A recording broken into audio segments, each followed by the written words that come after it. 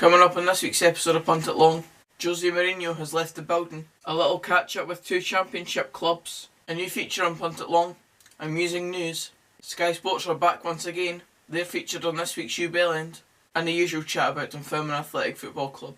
It's a Christmas jumper edition. Enjoy. The 3-year syndrome, eh? It's a deadly disease. On top of the usual 3-year stuff for Jose Mourinho, he seems to like a good Christmas sacking. On the 17th of December 2015, he was sacked by Chelsea, not long after a 3-1 loss to Liverpool at Stamford Bridge. And now, on the 18th of December 2018, he's sacked by Manchester United, not long after a 3-1 loss to Liverpool. Both managed at that time by Jurgen Klopp. Klopp likes a good final nail in the coffin for our Jose, but as the famous line goes, "Merry Christmas, you filthy animal." In terms of his replacement, for the long term, I think it should be Tottenham manager Maurizio Pochettino. I just think that he promotes everything that Manchester United fans want from their team now, and of course that means youth development, playing attractive football, and also always challenging up the top end of the league. Obviously, he's not won much yet, but he does the right stuff in terms of ways to play football and stuff like that, and getting a serial winner in Jose Mourinho didn't exactly work out really much for Manchester United, especially domestically when they were never really challenging for titles. For now though, it's been confirmed that Ole Gunnar Solskjaer is the interim manager for the rest of the season. He's an ex-player, he's pretty much a club legend, so it'll probably be alright until then, and then I do imagine, at least in my opinion, that they'll go for Maurizio Pochettino come the summer. Oh, and by the way, Davy Moyes, he still has 6 months left to run on his Manchester United contract that he signed back in 2013. Just let that one sink in. So for this feature we're going to look at both Dundee United, Morton, and I suppose Falkirk as well, because they are involved in one of the features, so let's get on with it. First up, Dundee United, they've got new American ownership. Now, this is obviously going to be a big thing for them. They're probably going to get a load of cash to invest in their squad in January. That'll probably strengthen them a lot, and considering what they've already got with Robbie Neilson, which is a far better manager than what they had before in Csaba Laszlo, I think you can all agree on that one. But the money that's going to get pumped into Dundee United now, will that be enough to send them back up to the Premiership? They've obviously had a reasonable amount of money since coming into the Championship, and they've always tried to utilise that and build their squad as well as they possibly could to go back up to the Premiership, but they've never managed to do it yet. They've obviously got this new American ownership as a way of trying to do that, but will it backfire on them or will it pay off? The new owner is Mark Ogren, and if he's the man to send Dundee United back up, I'm sure he'll be a hero in Tannadice parts. And the second wee bit of this feature is the Morton Falkirk Ray McKinnon debacle.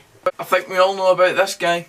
He's obviously had his woes since leaving Morton, and he left in unceremonious circumstances, let's just say that. And apparently now it's went to a hearing and he's been found guilty, or at least Falkirk FC have been found guilty of how they appointed him as their manager without really consulting Morton in any sort of way, considering how sort of out of the blue the appointment seemed to be. Morton were obviously flying at that point in the season, and he left in a bit of a snaky way, and that's the reason why he is a Fraud FC member. He's doing the side proud by getting found guilty at least. We'll keep you updated on this one because apparently there's going to be a second hearing for it, but for now, that's the debacle. Get the popcorn out, get the bonnets on. It's time for... To start us off in this new feature, Charlton Athletic played a game last weekend. Of course, so did everybody. But one of their players got a red card in the first minute of the game for a late challenge. In the first minute. That'll be him banned for the next game as well, so, I mean, it's an easy way to get your Christmas pay, I suppose. On October 7th, Gaurav Mukhi became the youngest goal scorer in the history of the Indian League at just 16 years old. 2 months later, the player has been suspended for 6 months for lying about his age. He's actually 28. What an absolute tosser, eh? As if he was never going to get found out. Tottenham are obviously going to build a new stadium, and they're looking to obviously move into that in the near future, although it keeps getting put off and they keep having to play at Wembley. But their new pint system seems quite fancy.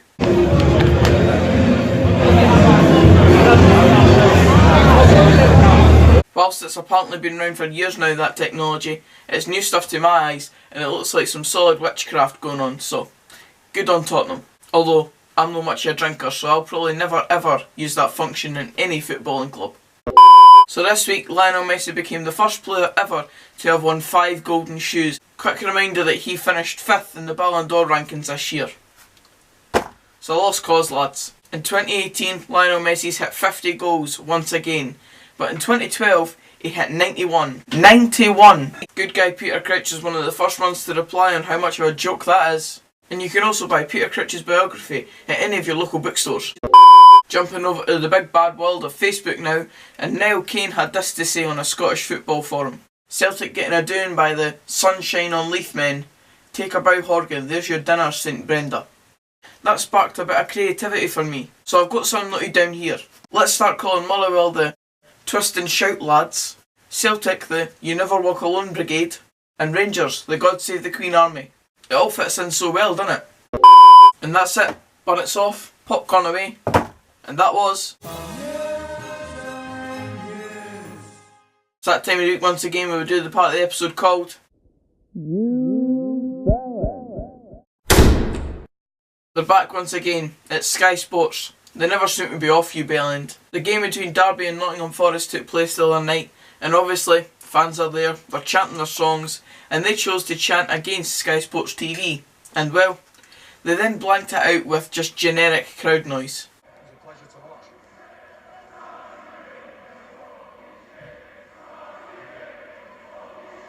Here's Keogh. And if you think that's bad, it's not even that, it's their darts coverage as well. Play from Vincent, but Lawrence Alagan, 5-180s, fantastic display. Yeah, it was good. It was good. I thought he played really well. Ilagan, is that how you say it? Yeah. Ilagan, yeah. I think he was very, very good. Yes, very good. Yes, good. Bugger off. Folk pay for that service, including myself. And as usual on Punt, I'll go full circling back to my team, Dunfermline. Good news, I might actually be able to go to this weekend's game. Here's hoping for a win. You're playing Ayr United, remember? Wait, what? Aye, Warren Shanklin is going to run riot. Michael Moffat as well. Ah, shite. Merry Christmas, lads. Just to follow up on last week's episode, by the way, Jamie Robson, new member of Fraud FC, get in there. And that's it for this week's episode, guys. Cheers for watching. If you did enjoy, please give it a like. Comment down below anything you think about anything I've said. Do you like the new feature I'm using news? I've added it in just to kind of give a little difference to stuff like You Bellend and stuff. It's obviously maybe a bit more happy and maybe entertaining news to bring you, instead of just it being serious all the time or negative. But aye, let me know what you thought of that. And also subscribe for more of this type of content. We're only about 6 away from 700, so let's push towards that. But aye, until our next video, which will be a video about my new video schedule for 2019 tomorrow, I'll see you then. Cheers, guys.